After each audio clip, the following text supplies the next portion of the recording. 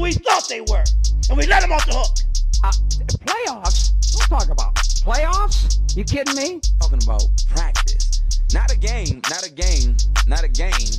We talking about practice. Are growing out, and the only way the roots grow out every single day, and they grow stronger and they grow better, is if that we all water. What? I'm out, man.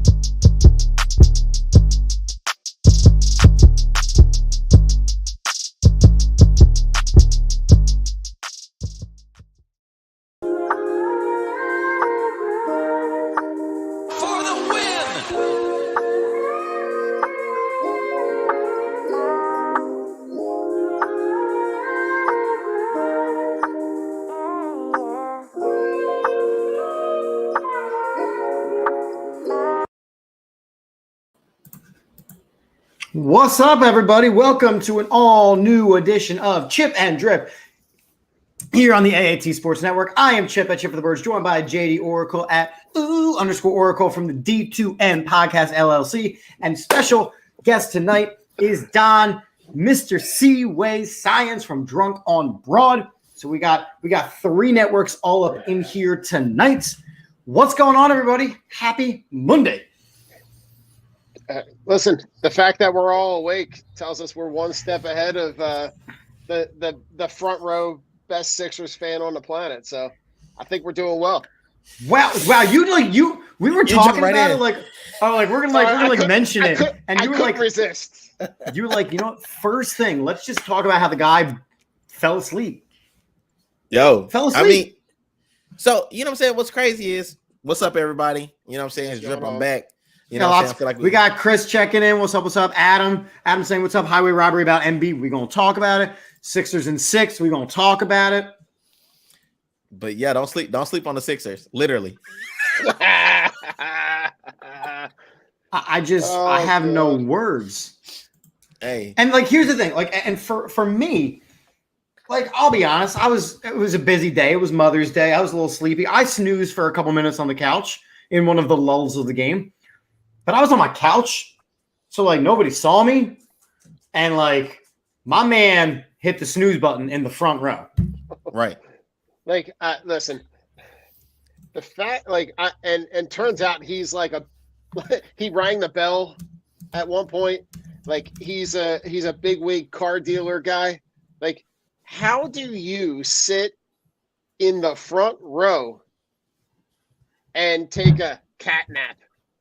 I don't even know how that's possible. If I paid, I don't care how much money I have, if I paid whatever it costs to sit front row at a playoff game, there are no cat naps involved. My man was either 10 tequila shots deep or either he ain't slept in days. And it wasn't even a boring game. Right?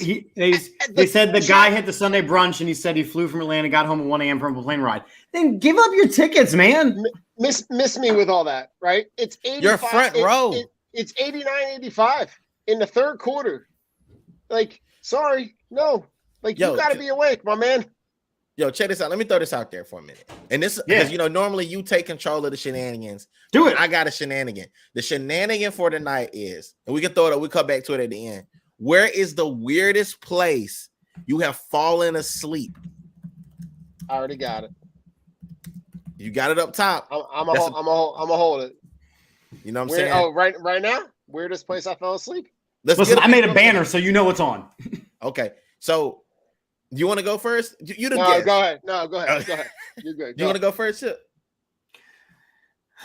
So for me, Right. remember, I was in a cover band for 13 years. So that meant, playing shows until, 1, 2, 3 o'clock in the morning and then driving home from, Delaware, Virginia, DC that night. So I have personally slept at every single rest stop on the East Coast. Nice. Sometimes I have fallen asleep whilst driving to those rest stops.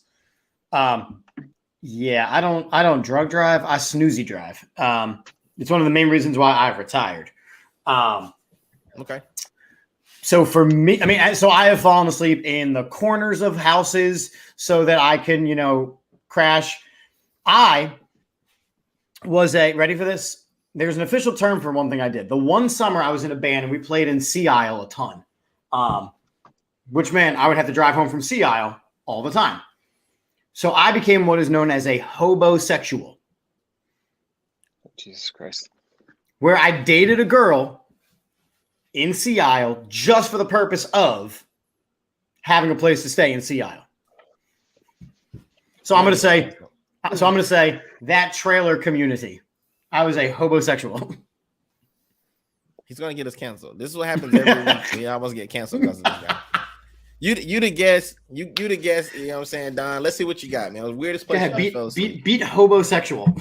Okay, so in a former life, right out of college, so I got my undergrad degree in sports management and business administration. I end up working for the Eagles grounds crew. So first day on the job is the day they're putting the sod in. There's no seats in the stadium. Later that season, the weekend of the Army-Navy game was also Eagles were playing the Cowboys Sunday night. Okay. Mother Nature also decided to throw a big fuck you into the mix and decided to snow all weekend. So I arrived at work on Friday at 8 o'clock and never left the stadium until 9 o'clock in the morning, Monday morning. Wow. I slept. That's a day. That's a weekend, my friend. I was Yeah. there Friday, snow removal through the night, up in the middle of the night, taking shifts, driving a tractor on Lincoln Financial Field, push it with the big tarp tube strapped to the front of the thing, pushing the snow off. I slept under the stadium on bags of grass seed. Wow. Yeah. Wow. That was fun. Said Oh, nobody ever. Damn. That's gonna leave me. All right. Well, I guess I gotta beat it. I gotta beat all this. So for those of you guys who know, in a former life, I was a E6 in the military. So when I first served, you don't start out E6. You start off as one of the peons. You got to go do all the grunt work. So I had gotten my tooth pulled, right? Because everybody they make everybody get their wisdom teeth pulled. So I had to go get my wisdom. I was 25 years old and I had to have my wisdom teeth pulled. Now, mind you, they give you those really strong drugs to help with your teeth. All right. So I like that your wife is checking in right now. She knows. She's heard. Listen, she knew I slept on bags of grass seed. It was gross. But listen, you got to do what you got to do, right? It's either that or sleep on the concrete floor.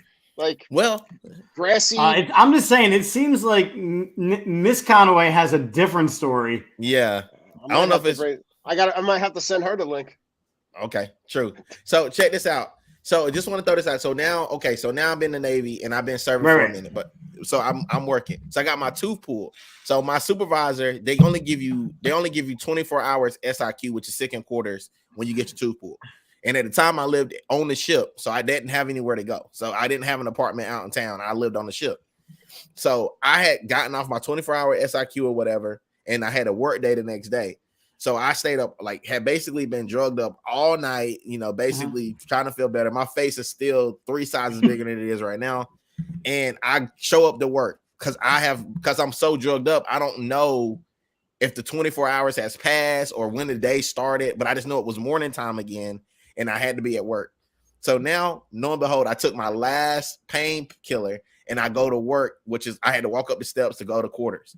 Go to store. Okay. Dude, I fell asleep standing up in ranks. Like I was legitimately snoring so much that my first class at the time thought I was on legitimate drugs and had me drug tested because I literally was falling asleep. It was the most, and then I ended up falling asleep and falling on non-skid, still sleeping. I didn't even wake up. Like I still was sleeping. They ended up taking some like burlap bags and putting it up under my head, and I slept there for like 30 minutes. While my rest of my so you were literally sacked out. Wow.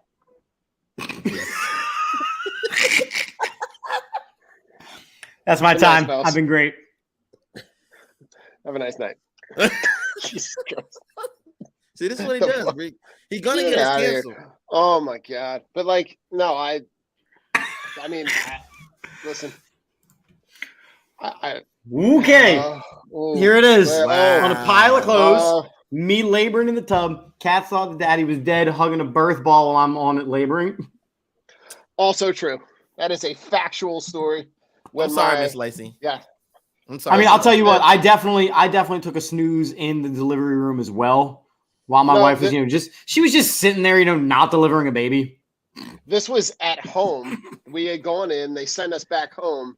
Yep. She's laboring on the the big beach ball thing that they said, the exercise ball they sent home, and I'm literally going like this, right? And then she's like, "No, I want to get in the tub." So we get her in the tub, right?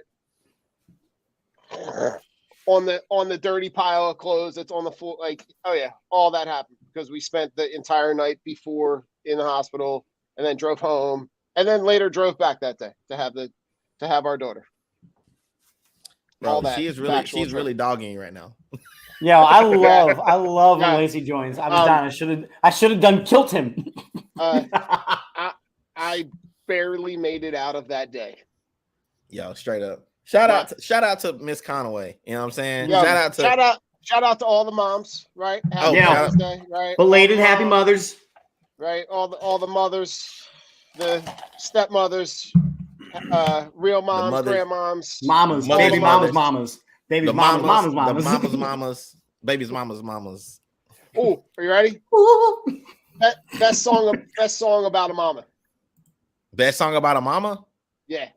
Dear Mama, Tupac, easy, not even close, easy.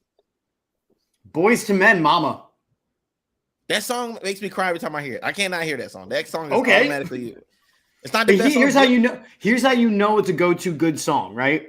Anytime you've gone to a wedding or anything like that, and it's time to dance with the mom, you're either going to hear that or "The Perfect Fam" by the Backstreet Boys. How many hood weddings have you been to? Because if you've never been to a hood wedding, you have no idea what they play. They play that Tupac, Dear Mama. Dear Mama. Yep. They play that at funerals too. So shit, it's like the all-purpose. I've been at a lot of hood light weddings, so that's where you get the Boys to Men. Did you say hood light? Hood light. Hood light. That's LITE. Hood light. Okay. Got you. Okay. Hood adjacent. I get what you mean. Hood adjacent. Okay, I'm down with it. Okay. Yeah, we're definitely getting canceled tonight. So we've now penned the terms hobosexual and hood light. So we're moving on. All right. Speaking of waking up, can we talk about the Sixers? That's a segue, y'all. That's a segue, y'all. Listen. All right. So can you make me big real quick? Because I know you got the power to make your boy big. I got the power. Oh yeah, guys. So first off, let me just be honest. I've been super negative this entire season, and I want it to be known. I'm not stopping the negativity. All right, and I'm gonna tell you why. Because when you're getting good juju, you don't switch it up.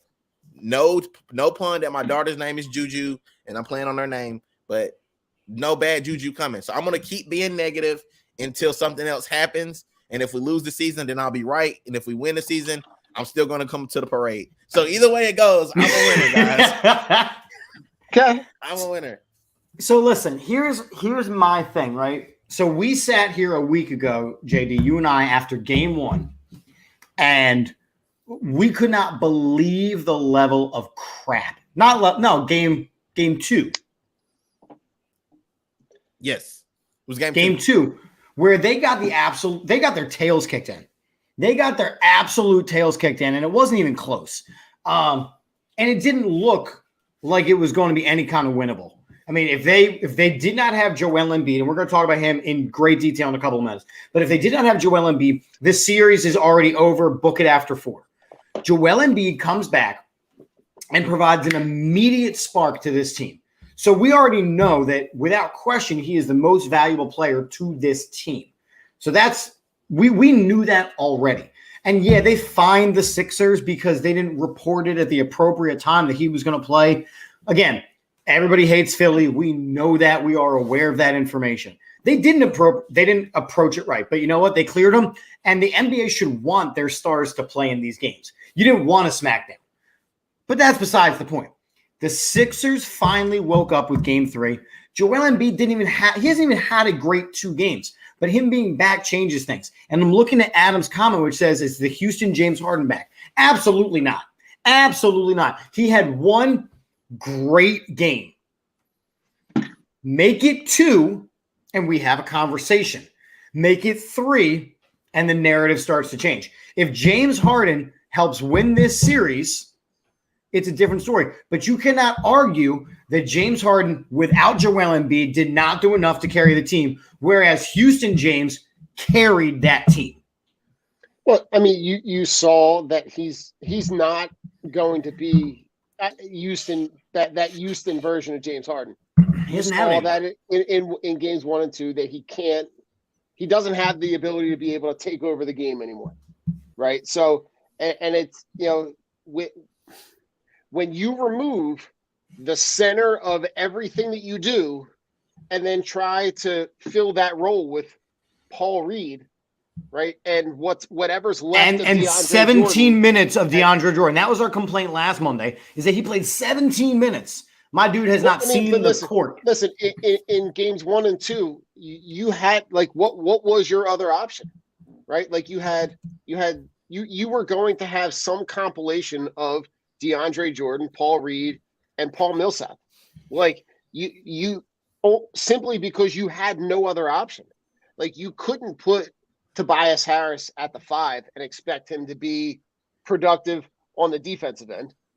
So at the very least, you kind of give Paul Reed the opportunity to be able to get those extra minutes. But you see the importance of Embiid to this team and how important he is for pace and space. I mean, you saw him be able to have the ability to affect play on both sides. On the defensive end, guys not wanting to drive to the hole, guys not wanting to make that extra pass or take that shot, right? You saw him be able to affect shots even when he wasn't able to get all the way out there. So for me, I'm not honestly, games 1 and 2, that tape means nothing to me because that's not the team that you're playing with. Right. Games 1 and 2, literally, what if you're going to go back and watch that tape? What are you going to learn from that tape for the rest of the series? So can I throw this in there? Yeah. So go ahead.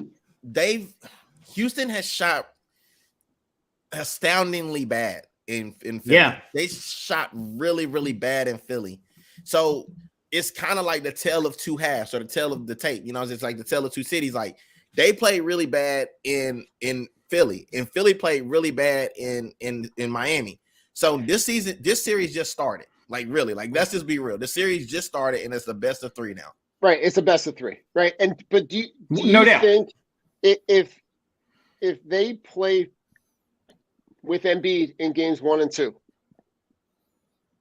at the very least, can we all agree that I think they would have split? It's most likely that they probably split. Yeah, but you also, right? I think, but they shot. I mean, I looked at the numbers. Miami shot lights out in Miami. They really did compared to what they did in in Philly. Anytime that Duncan Robinson has not even seen he's what, a $90 million man? But he's and in he's the played doghouse right now. But Yeah, why? He's one of the best shooters on the team. He can't defend. He can't fucking defend. But- He can't play a bar car. I get that. If you put him on the court right now, right? Like if you put him in the lineup, right, and you look at the Sixers starting five, right? Let's say that lineup is on the court. Who is Duncan Robinson guarding?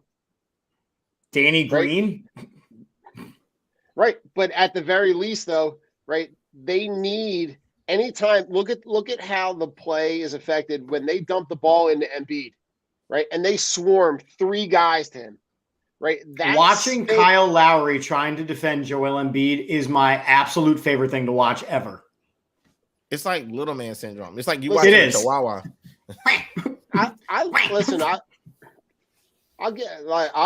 I'll never take away Kyle Lowry's. I love Kyle Lowry. Obviously, right, like a Philly guy, went to Doherty, is a guy who, embodies everything that, like, he's a guy in the offseason that we were talking about. Like, is he a potential guy that could come to the Sixers, right? Could be productive. But I look at that space in games 1 and 2, that space it evaporated.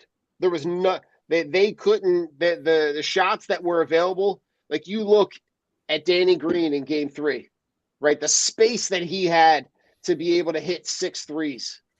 But Danny Green is also playing at a level right now that he hasn't in almost 2 years, 3 years. And this isn't sustainable either, guys. Like, we're looking at this with rose-colored glasses. So right now we're saying, okay, listen, they went out here and took care of business. They took care of home. They were supposed to do that.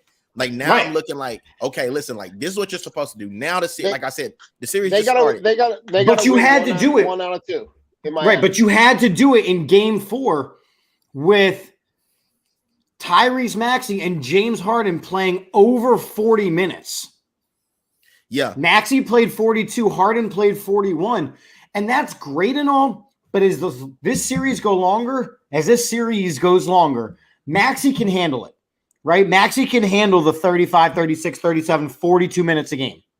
Okay. James Harden cannot. You're going to come to a place where I don't think that he's going to miss a game, but he's not going to be able to physically make his way through a game. Don, before you jump in, I'm gonna ask you a question because I think this question is where you're going. This question is for both of you guys, and I want your honest opinion. If you look back in the last series against Toronto, Toronto made runs every time Joel would be off of the court. Yep. Like, it's like teams would do that, and we haven't seen Spoelstra do this since game 1. Wait until one of the stars leave, and then throw in Hero and tell Hero to just turn them loose. Just go at it. Yeah. So I'm expecting in game 5 to see a very, very aggressive Tyler Hero and a very aggressive Jimmy Butler at home, because they feel like, because right now this is Philly series to win now. Because not for nothing, agreed. but like could Jimmy Butler be more aggressive than he was in game 4? I believe so. Right. Yeah. Like he, to me, like that whole stretch when Adebayo went out in the third quarter, and he just says, like, fuck it, everybody, like, give me the ball every possession, in the block, on the wing, drive the ball. Like, that to me, that stretch right there reminded me of the feelings that I had when we acquired him, because of what he could do to take over this team. Yep. And remember, Jimmy Butler single-handedly led a Heat team to the finals when he was sent over there, right? Oh, now they've added, a Bam, where he is now a higher tier center. They added a Kyle Lowry. Hero has kind of stepped in. Duncan Robinson has stepped in. They've added the bruiser in PJ Tucker. Like, they've added pieces around him. But Jimmy Butler is enough of a star where he was able to carry Miami to the finals entirely by himself. Everything that they've added around him now, like, this team is absolutely loaded. Adding Victor Oladipo and getting 32 minutes out of him a game, I mean, that is just icing on a damn cake. It is, but they're good. They are a better team 1-8 than we are 1-8. And I think, JD, that's kind of what you're getting at, is that They have depth. We don't. So we need Tobias and Maxey and Harden and Embiid to play 38 to 40 minutes a game. Yeah, but I think we can all agree. We knew that going into the playoffs, right? The bench shortens, right? We know that, but it's a long series. But you're right. But I think, if you're going to move forward, right, and your plans are to be in the Eastern Conference Finals, right? Those bench guys are going to get less and less time, right? And I think the way that the series sets up, you can do that. You can play them those minutes because of the time off in between games, right? You're never playing a back-to-back in a playoff game. Right. You're always going to have days off. You're always going to have those rest days. Like, so for me, if that means that they got to play 38 minutes, 40, like if they got to push that envelope on the playing time, knowing that they have the ability to be able to rest in between, to me, I'm saying, that I'm looking at Harden and going, okay, I know your hamstring. Go play 42 minutes. But this is why you're going to make $47 million next year.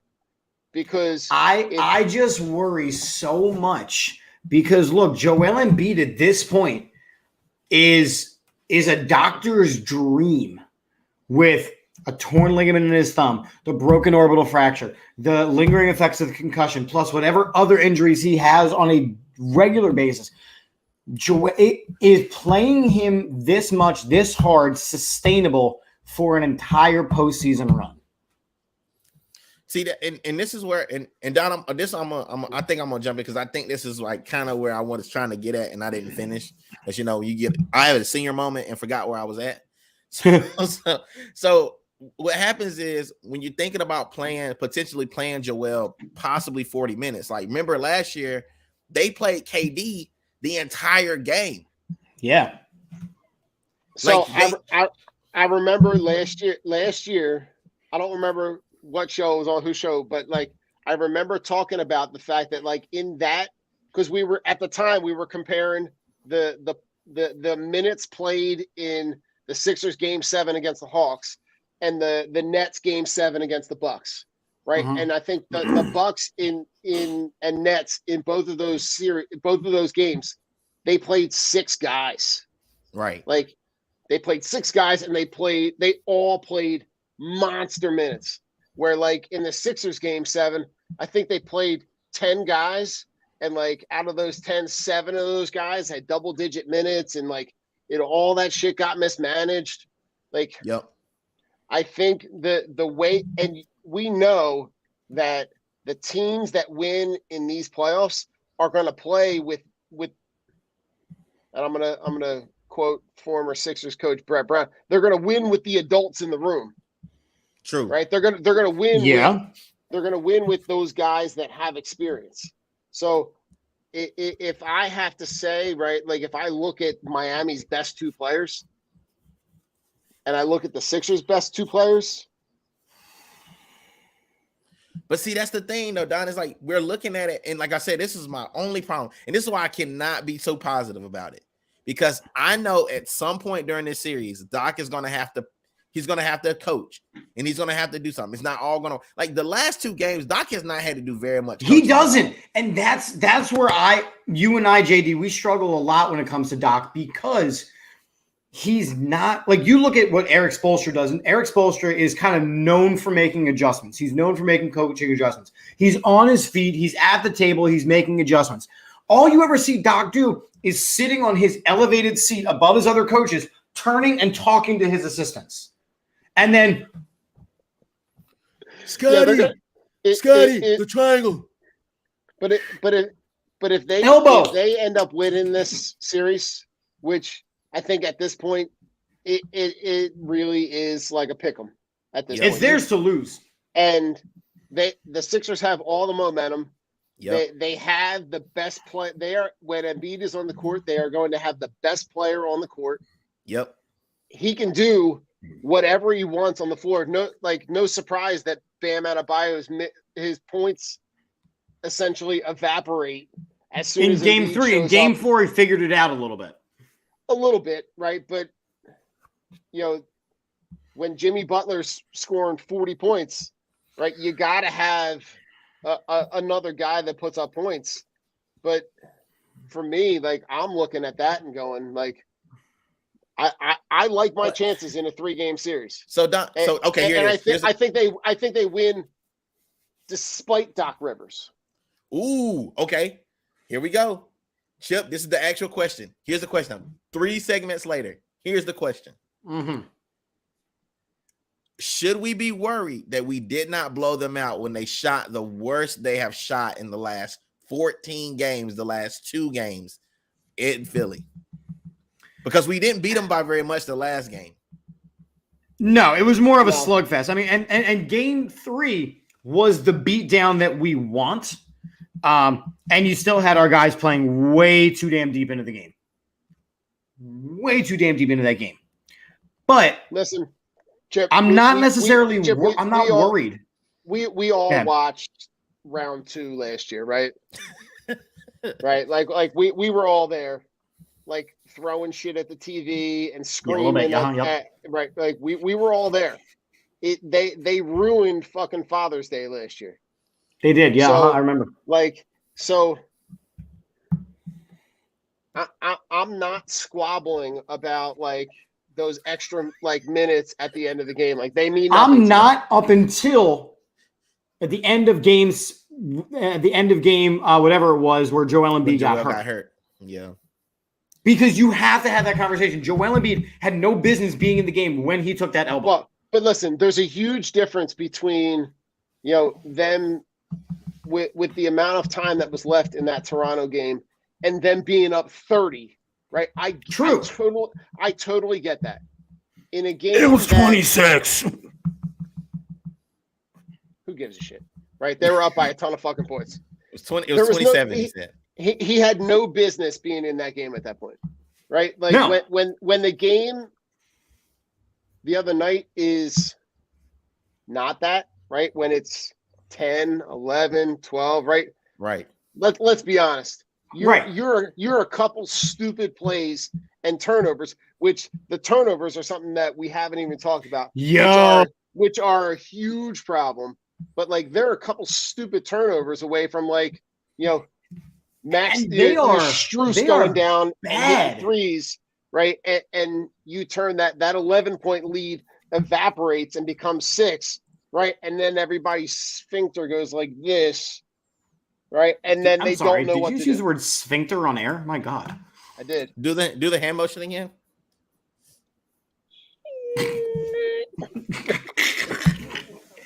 Yo, the turnovers we haven't discussed. How is it that I'm the most mature one on air tonight? You gotta leave it to the adults in the room. Isn't that what he said earlier?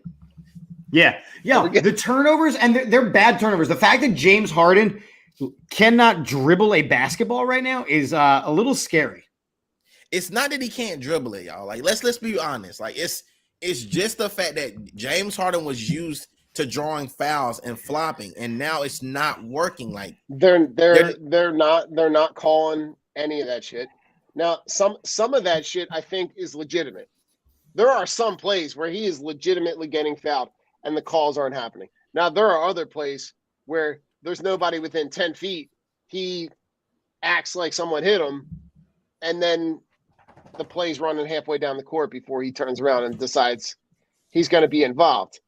I think I look at Harden, and I was listening to an interview. I think it was on like Locked On or something but Legler was on, right? And he said that James Harden needs to watch tape of Phoenix Chris Paul. Right? That if you can look at like, because Chris Paul and James Harden were kind of right like mirror images of each other, and then Chris Paul went to Phoenix and said, holy shit, I don't got to do all this. I don't got to do all that. Right.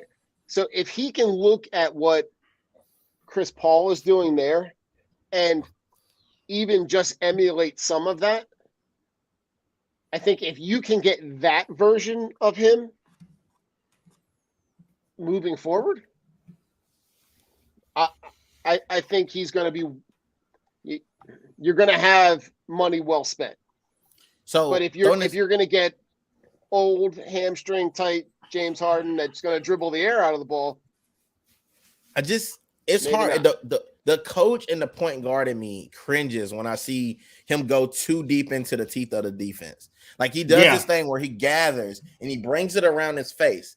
And as a guard, I was a big guard, as being a bigger guard, I would never bring the ball in front of my face to gather because you leave it open. Slap him in the damn face too. Yes, hands, and then he's like bringing it up and he's raising his elbow, so he's even getting offensive fouls from this shit. And now people have tape on him doing it, and they've watched them so much that a lot of these guys he's playing against now have emulated their game like his for a long time. So it's like watching a mirror play. So you see him lose the ball, turn the ball over. Yeah, he might have 10 assists, but he's got like damn 8 turnovers. So it's like the turnovers are, to me, in these first 4 games, that's the most alarming thing.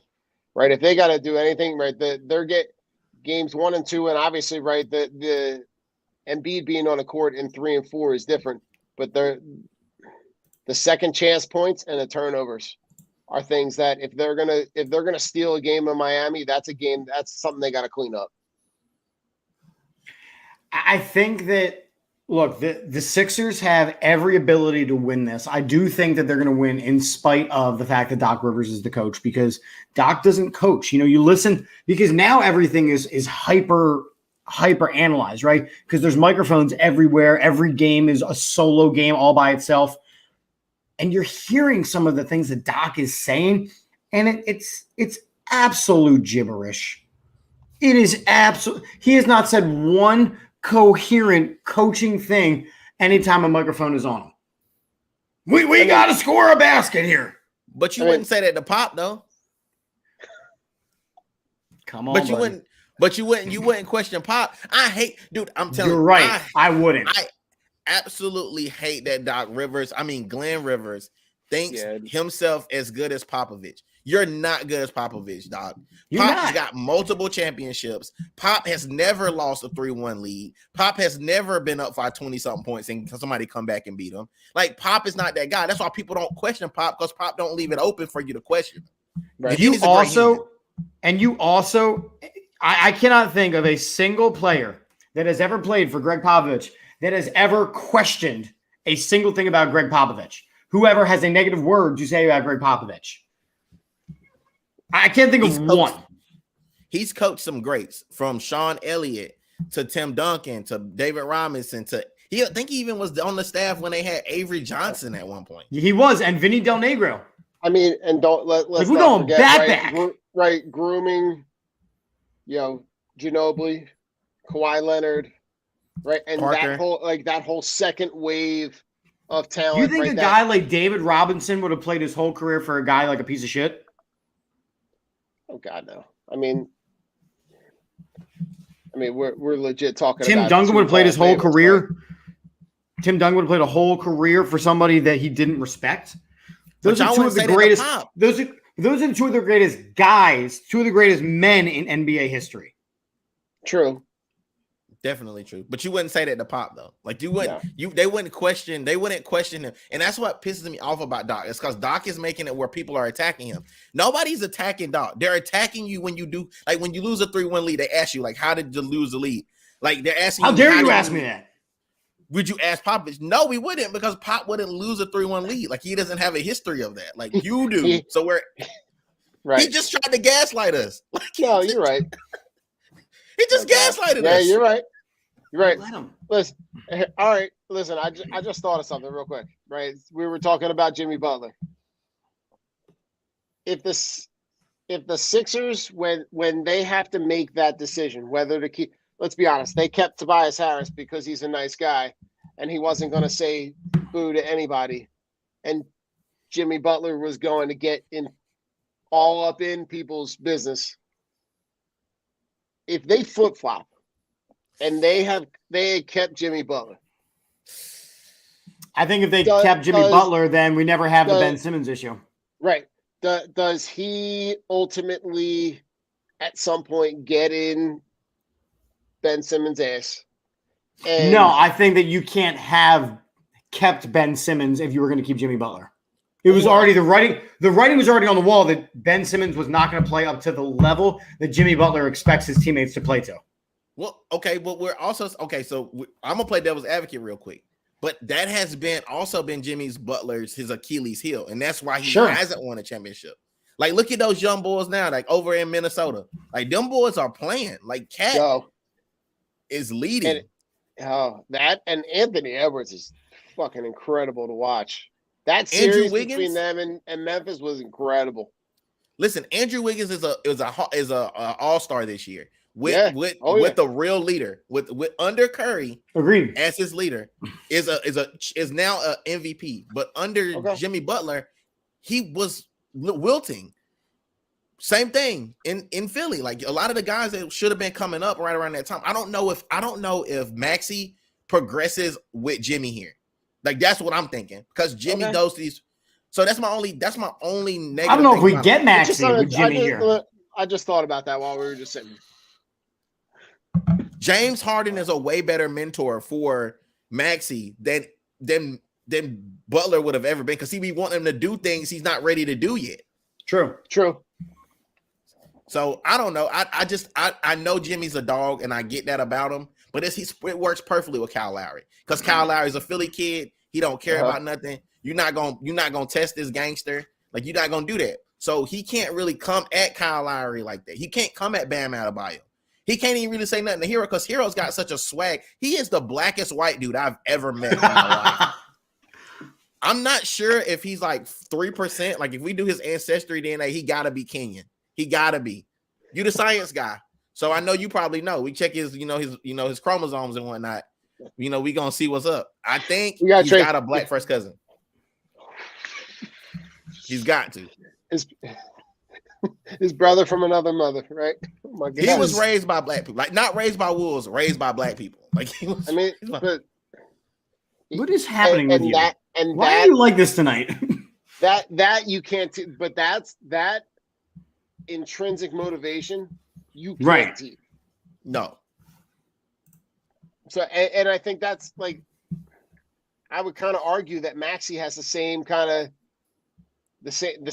swag, right? Like, but almost like Maxey's just so damn happy, but just completely absent of like anything that's going on around him. Like, he does a bunch of shit and then like turns around and is like, oh shit, there's 45,000 people watching me. Like, he's just fun as shit to watch. And how prophetic is it, right? That like all the tanking that happened and all those really, really high picks that we picked that ended up missing. He was not a high pick with Okafor and Fultz and like Nerlens and Nerlens, but trading that pick to Boston, where they end up taking Tatum at 3, and you could have had Tatum at 1, and blah blah blah. And the guy at 21 is the guy that solves all your problems. Maxey is everything that the Sixers thought Fultz would be. Correct. Ooh, that's deep. But listen, this is what I'm saying. I'm going to say this. I'm going to say it right now. This is it. This is my oracle moment for the night. Maxey is DK Metcalf in the NFL. If he's in the NFL, he is the equivalent of DK Metcalf. He fell in the draft for no apparent reason, just because he was playing during the COVID year. DK Metcalf fell because of his neck. Well, honestly, DK's neck is as big as my thigh. So what are we saying? And they both have had great careers, and I don't think it's over for me. I think Maxey, before we're all said and done, we're going to be having a very similar conversation that we had about Allen Iverson if we can keep him on track.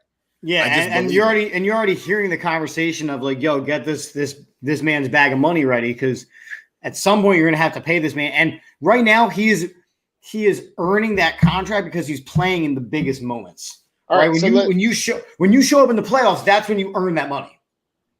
And correct me if I'm wrong, and I'm not sure how the contracts align, but like when Harden's going to be here at least 1, maybe 2 seasons, right? Yeah. I'm pretty sure that rookie deal expires right around that same time.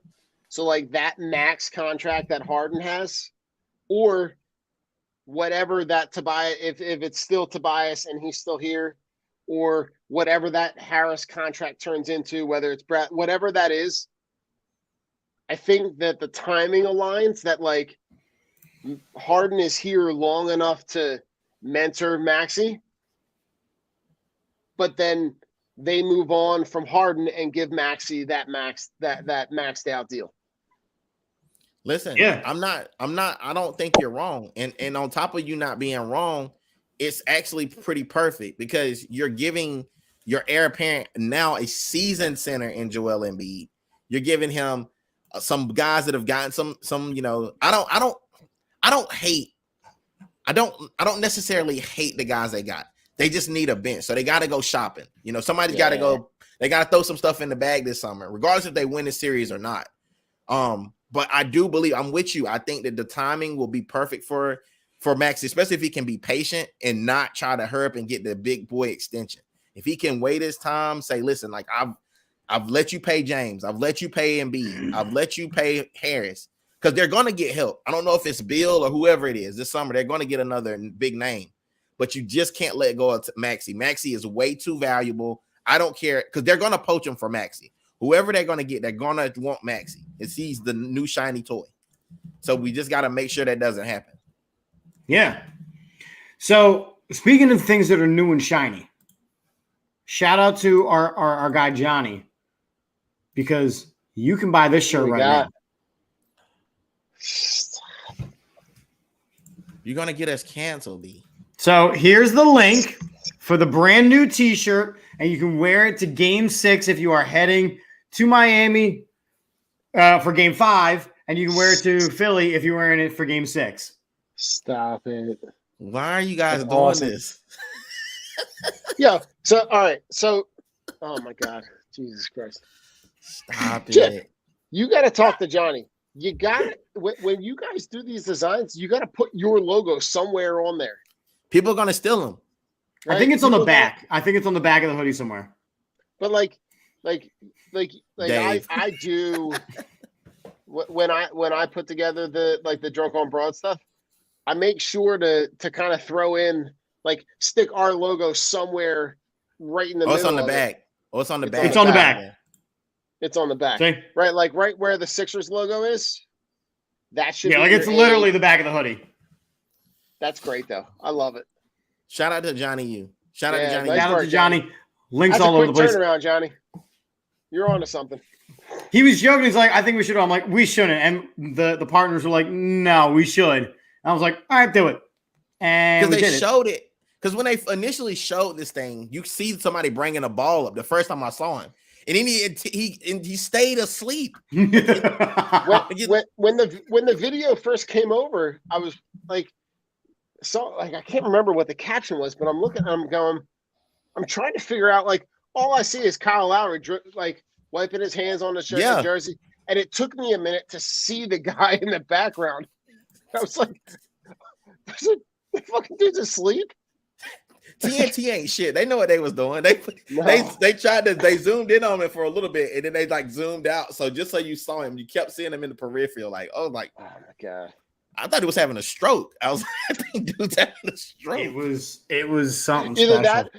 that, when I first saw it, it reminded me of Weekend at Bernie's.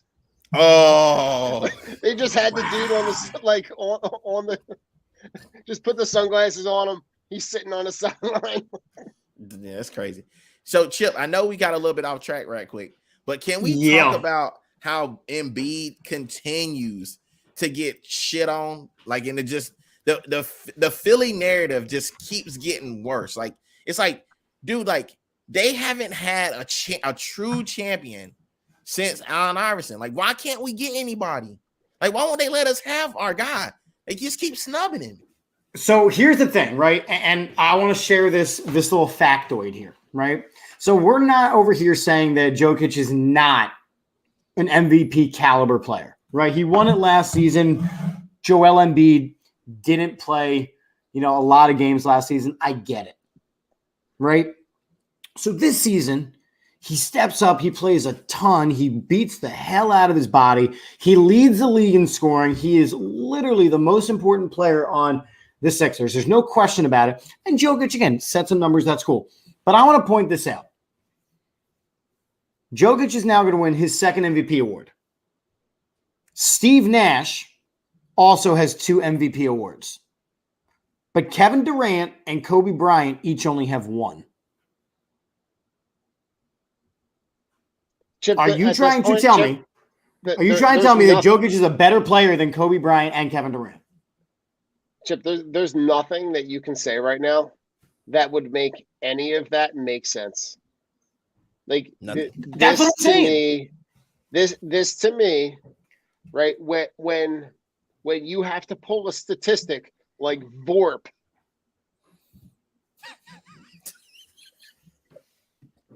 Let me repeat that, right? You have to pull a statistic called VORP that tells you how valuable his offensive presence. Like, get the fuck out of here.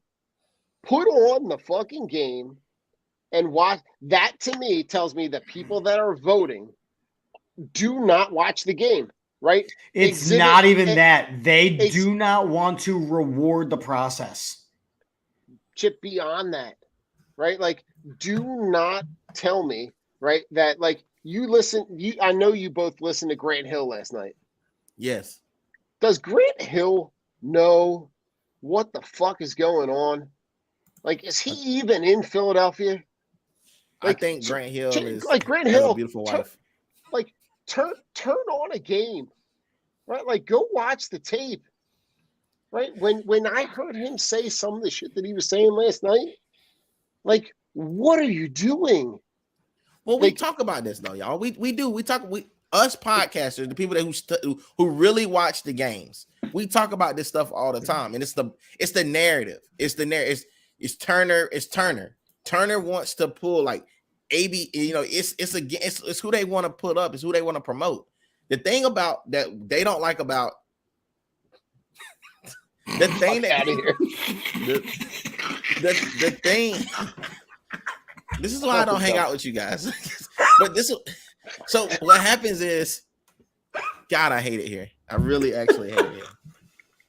I get to a point where I watch Jokic, and they have to pull Jokic out when he has to play defense. It's like, yup. And then on top of it, I want to throw in one more thing. I promise, and you guys are gonna laugh. How are you continuing to win MVP versus a guy who every time you play him, he beats your ass? Like, they have to legitimately get you help to play against Joel. And Joel kills him every single time. It's not even like he's like, oh yeah, I'm gonna take a time off. He beats him down every game. He goes off for like 30 something. They have to take this fat dude out just to play defense. Like, they have to say, hey, you got another guy to put in for defense real quick.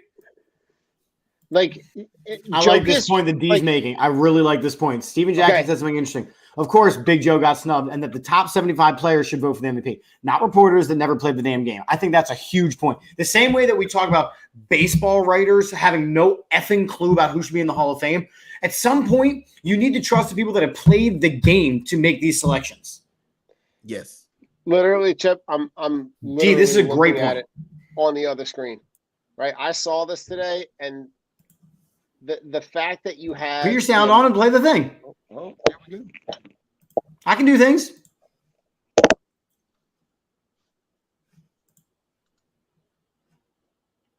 Is your volume on? Denver did not have a chance to win the championship. That's just speaking facts. I ain't taking nothing from it. It's just the facts, bro. All these people that never made advances, rebound, voting, living their dreams through a keyboard, man, messing up the game and affecting people's careers. I got an idea. The top 75, why don't y'all let them vote? The top 75 players all time, let them vote for the MVP every year. And it's that simple. Stop letting these people vote who live in their dreams through a keyboard or never had a chance to even take a shot or get a rebound or a charge. Like, for real. This shit is crazy, bro. Joel Embiid, you got fucked. And again, but my other all the smoke. And my other thing with that is, like, you know, it's not even just the MVP awards. Ja Morant should not have won Most Improved Player. He should not have. He was already an MVP caliber candidate last season. So to say he's the most improved player is a joke. You got to look at a guy like Tyrese Maxey, who legitimately made huge improvements. You got to look at a guy like Jordan Poole, who made huge improvements, who changed the level and the tier of their game. Ja Morant was already a superstar in this league. Ja Morant was doing this shit in college. Let's Correct. call a spade a spade. True. He went You from know who a else should have small been? school- Al Horford 150. Oh, stop it. Stop it. I'm not fucking with you guys no more. Like, I want out of here. Listen. So, and the thing about Ja Morant is, the reason I say Ja Morant been doing this, Ja Morant went from a kid out of Murray State. Yep. I didn't even know where the hell Murray State was until Ja Morant played there. Had no idea. He goes there. He goes, what, 5th or 6th in the draft? Or 3rd? Yeah. He goes up. He's up in the top 5 of that draft. A kid from the only other person we've seen get drafted as high as that with that much clout coming out is when Curry left Belmont. I mean, Davidson. I'm sorry. Davidson. So it's like you have these kids, these guys who are electric. Ja Morant was, when he got caught up to the speed of the game, he was going to be that guy. But everybody thought it was going to be Zion. Everybody thought he was going to be Zion. Zion's going to do it.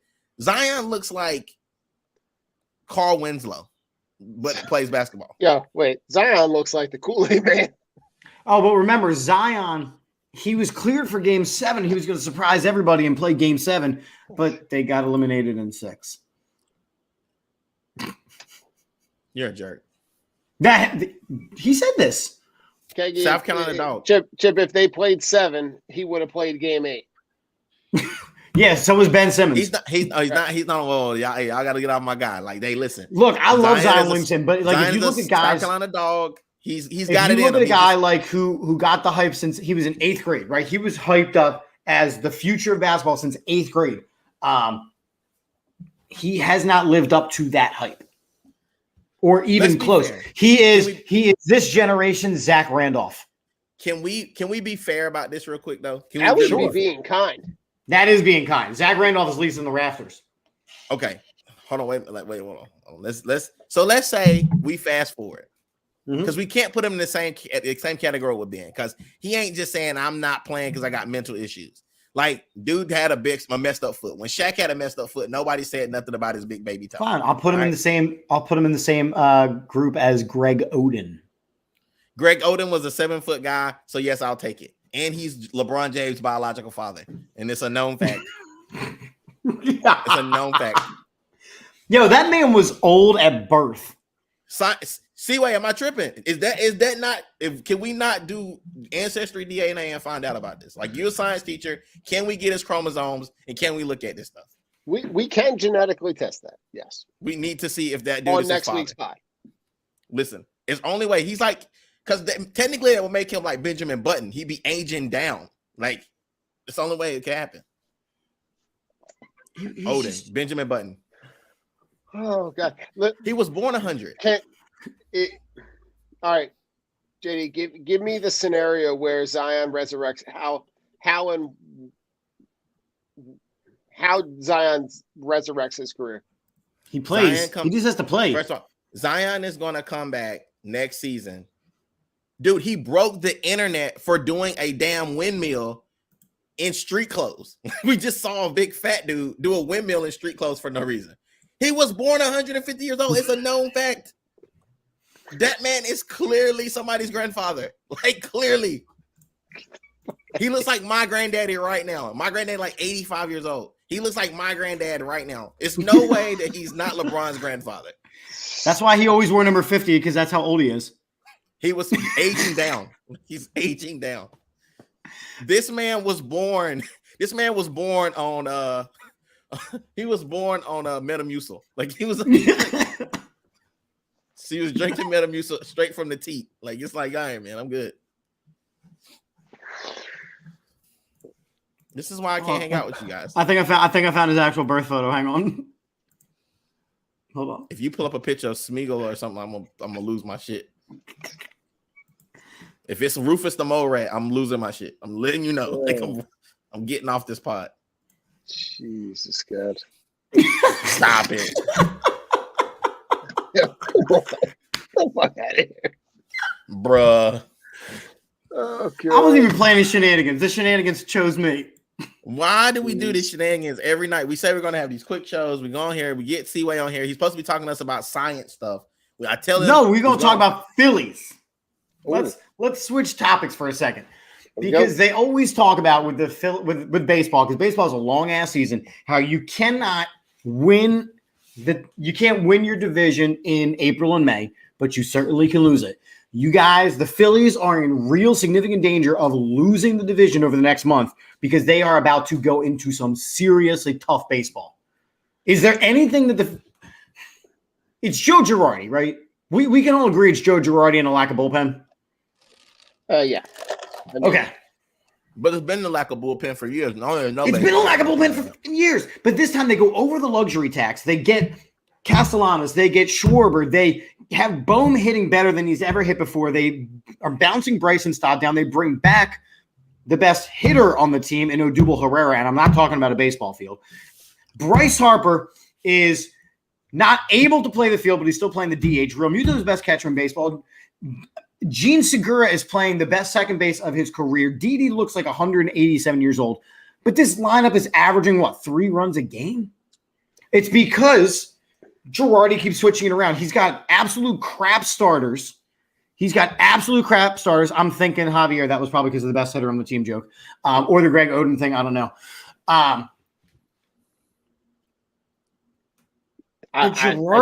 Girardi is Doc Rivers. Stop it. Oh my God. A lot of hype. It's worse. Like a lot of hype. Doc is at least won something. So is Girardi. I mean, what did Girardi win? Okay. Girardi's won World Series. Pause. Either one of us could have sat in the Bronx and put those lineups out and made those pitching changes, and the three of us could have done that, right? The same way that any of us could have taken Ray Allen, Paul Pierce, and Kevin Garnett with Rajon Rondo playing the point to an NBA championship. And Glenn Davis, Big Baby. And Big Baby, who's Greg Oden's nephew. That's his brother. Like, to me, Chip, the fact that, your boy is still, at the top end of this pitching staff, Aaron Nola, right? That tells you all you need to know. They have not addressed any of that. The fact that, and here's the other shitty thing, is that his last 3 outings, he's pitched really well. And I think in those 3 outings, he's got 2 runs worth of support in the time that he's pitched, right? The fact that he leaves that game on Friday night with a 7-1 lead and doesn't get the win, right? You took your foot off the gas when you bring in the guy who's not the closer, because you're like, oh, I'm going to get this guy some work, right? And then he gives up 2 runs. And that night, I literally, I was watching the game, I literally turned over, pulled the covers up, and boss lady is sitting next to me going, aren't you going to watch the rest of the game? Meanwhile, she could give 2 shits. And I was like, oh, I really don't need to watch. I know.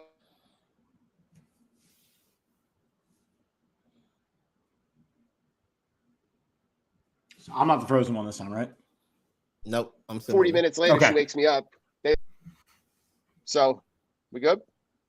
We're good now. All right. Do we get disconnected? The boss lady pulled your internet for a minute. Oh shit. So I didn't need to see that. I knew that they probably weren't going to win. Joe Girardi is an absolute waste of talent. And it's not even the fact that he's talented, it's that he led the Yankees to a World Series over the Phillies, mind you, simply because he had Derek Jeter and Mariano Rivera. He had those guys. Now he's expected to put the lineup together, and he's got so many weapons, and he's got the DH universally. He's allowed to do what he wants to do. He's doing too much. It's the wrong decisions. He's not managing this team. He's just putting out a lineup and hoping for the best. I think the fact that Harper has to be the DH is not helping. It's right? not. 'Cause it's not allowing for any flexibility. So you're consistently putting out Castellanos and Schwarber and Herrera, which is probably statistically the least effective defensive outfield in most of Major League Baseball. So, but they're not even playing bad defensively. They're not even playing bad defensively. They're just not hitting the damn ball. They're just not hitting at all. And I don't know how to solve that. Like, I don't know. Like, JD, floor is yours.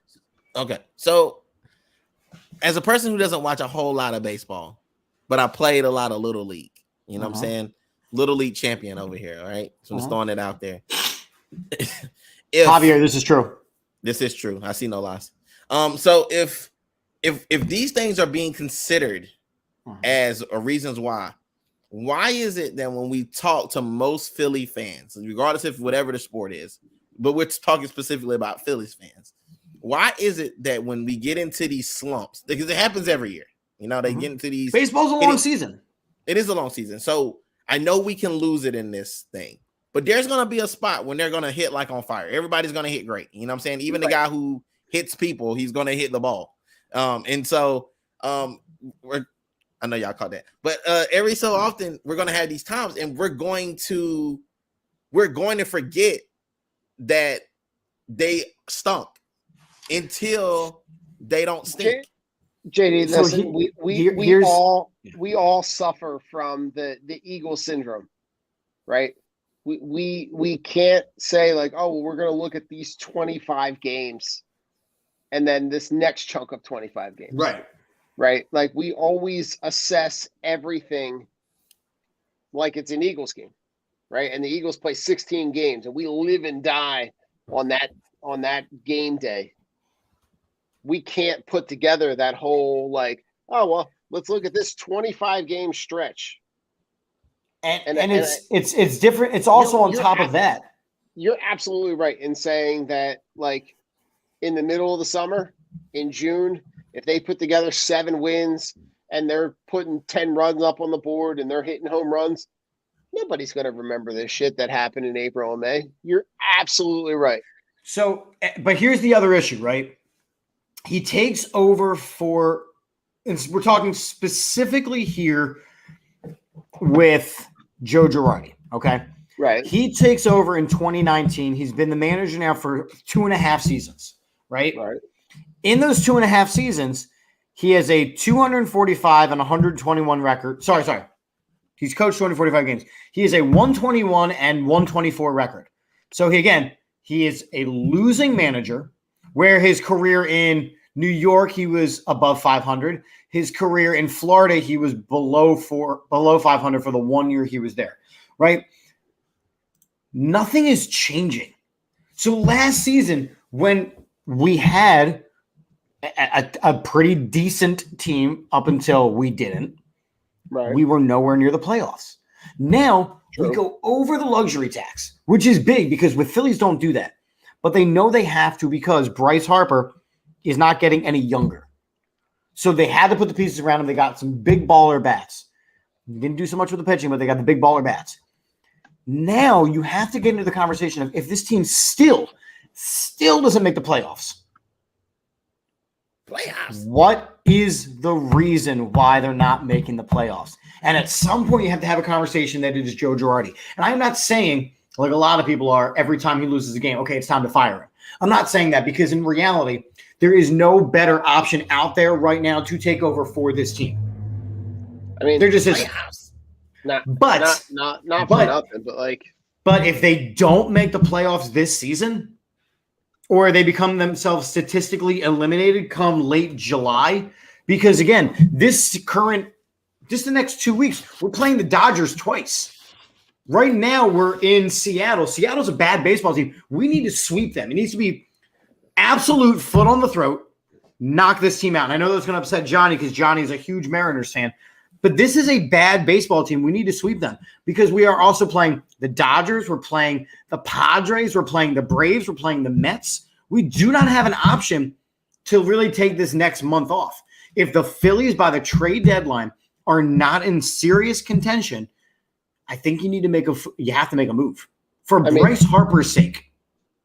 Chip, if you look at the beginning part of their season, they had their opportunity to put some games under their belt, right? Like you play teams like you've played the Mets a bunch, right? But you've also played the A's, the Marlins, the Rockies. Like you've played some trashy teams. The fact that like you play the Rangers last week and you lose both of those games. Like you play the Rockies and you like I don't have any good answers. Like this team is drastically underperforming. They suck at doing things at the right time. Like the pitching has been inconsistent. The bats are here one day, gone the next. Like there's no consistency. It's bad. I don't know how to fix it with Joe Girardi as manager, but I also know you cannot just fire Joe Girardi because, like I said, there's nothing out there right now that's better. All right, so even if you wanted to put an interim guy out there, who to be, I mean, I don't even know. Like, do you talk about a guy like Larry Boa? Like, do you talk about a guy who like you're right. Like there are no other options. Like I'm just at some point we have to stop with the Larry Boas of it all and the Charlie Manuels. Like we got to stop going to the old faithfuls here. Even if it's just for the end of the season. Even if it's just to ride the season out. Like just so that it's not Joe Girardi.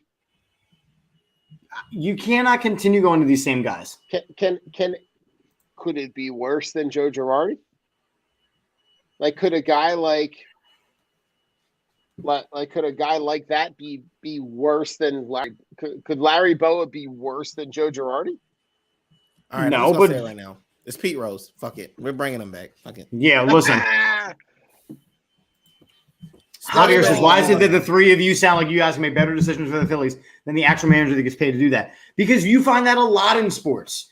Look, and I'm not saying that we are the be-all and end-all, but between us, right, JD was a Little League champion. Definitely a Little League champion. Don played college baseball.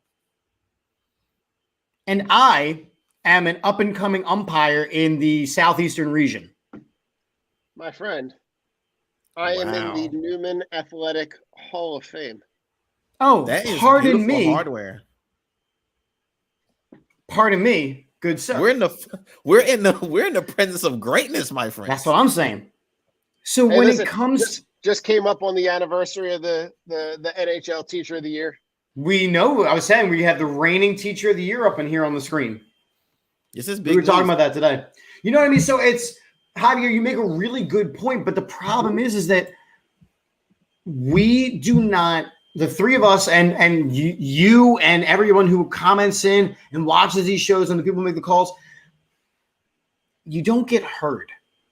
And instead, it's guys like us who are the most passionate about this game. This game, let's call it like it is, it's a game. And somewhere along the way, the Girardis and the Docs of the world have forgotten what this is supposed to be. I think that being in the game so much sometimes restricts them from looking at it objectively. Right? I agree. To be able to take a step back, like they're in it all day long. They're doing it. And listen, that's why they get paid millions of dollars. I think sometimes it also restricts them from taking a step back and looking at it and saying,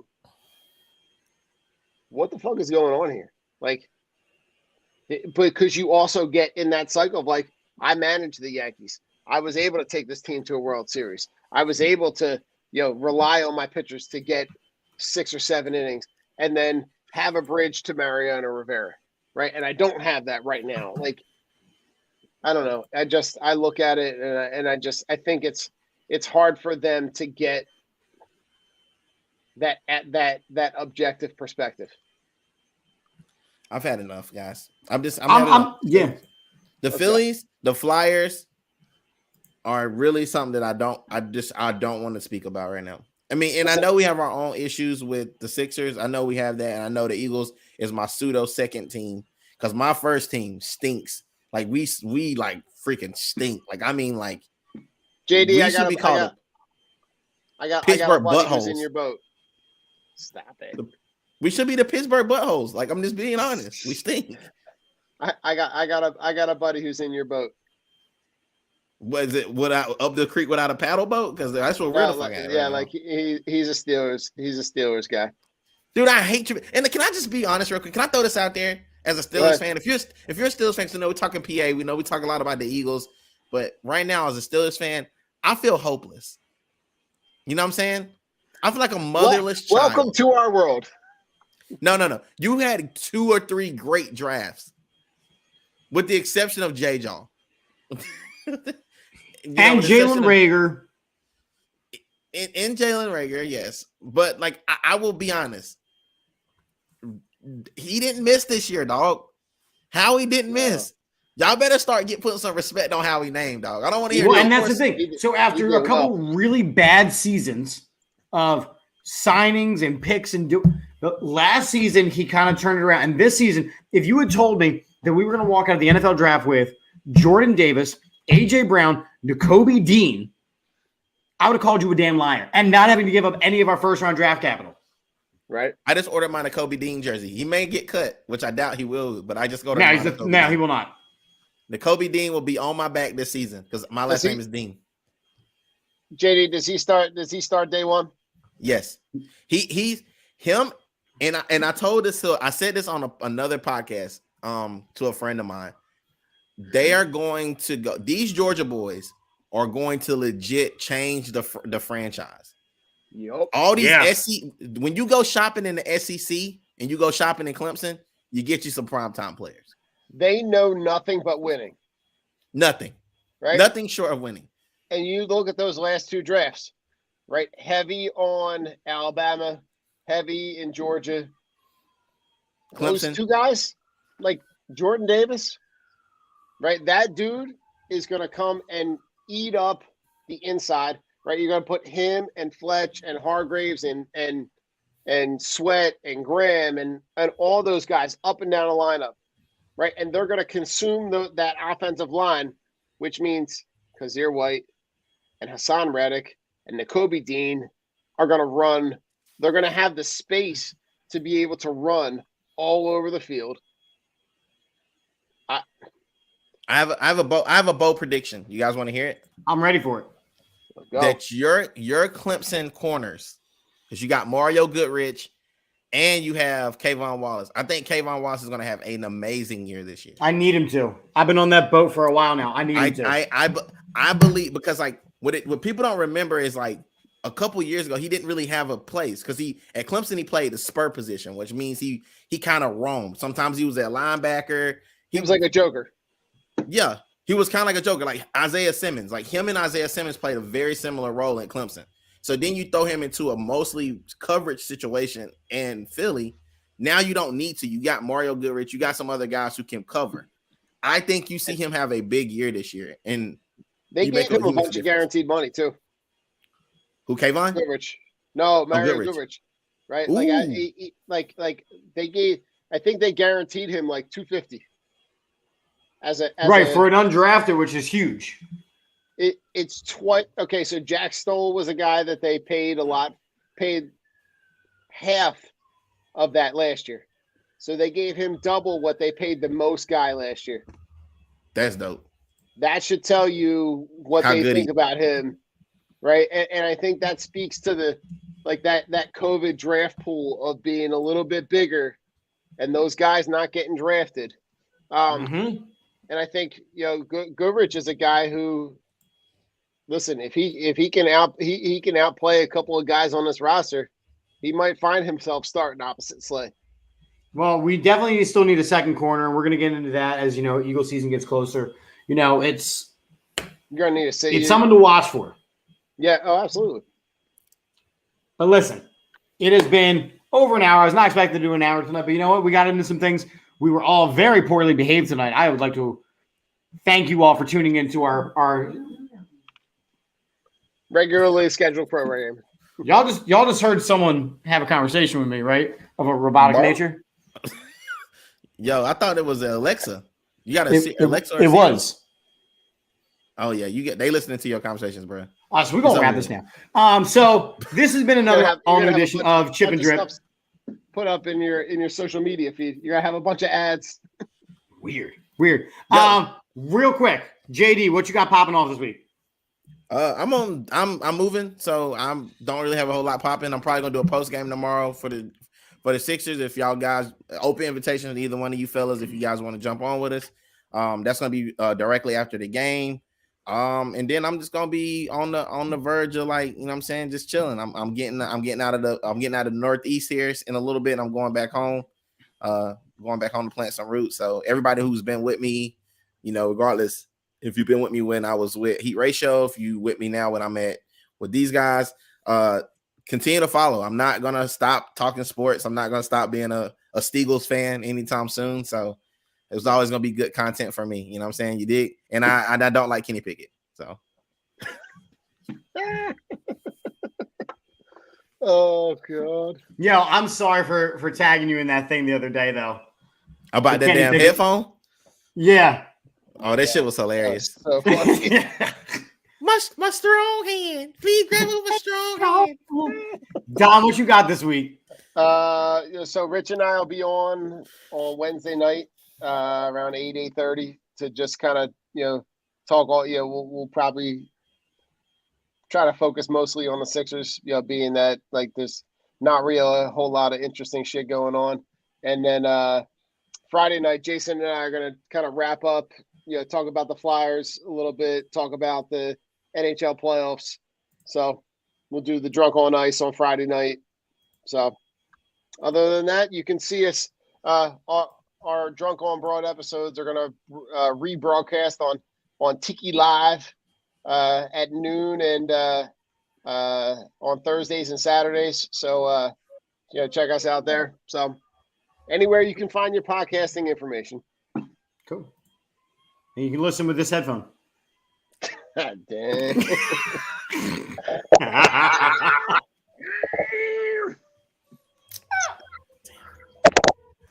Oh, God. Listen. AAT you know Birds, AAT Sports, we're doing a lot of cool things. As always, you know, make sure you're checking us out for our Wednesday shows. I think Thursday we're going to go live this week to go over the Eagles' schedule release. We already know that week 2 is home versus Minnesota on Monday night, but everything else will start trickling out, including the return of Commander Wentz, which will have to be early on in the season because he will not make it later in the season. So look for my prediction, as I said to JD already, off of the air, is that week 1, he'll travel to Indianapolis, and week 3 or 4, he will travel to Philly. Just take his lumps all at once. It's because he can't trust that by week 10 and 11, he'll still be active. Stop it. All right. You know what? I've had enough. All right. This is lots of great spots for the AAT Sports Network. Don't forget, Steam and Games, a fun free twist on fantasy sports. Link is in the bio. AATSportsNetwork.com/shop, including the brand new Sixers Sleepy Dave shirts. Make sure you're getting your new merch. Symbol.com, the stock market for sports. Use the code AAT Sports when you sign up. TripleThreatBets at TripleThreatWagers.com. We got Vinny's Pizza and Restaurant up in Allentown, Vinny'sPizzaPA.com, along with Stuff to the Grills up in Allentown at StuffToTheGrills.com. We want to thank everybody for tuning in. Javier, we appreciate you. Yeah, you know that is absolutely true with tiny hands. Take my strong hand.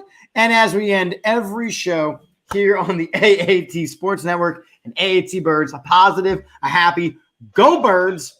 Go Birds. Go Sixers. Joel Embiid's the real MVP.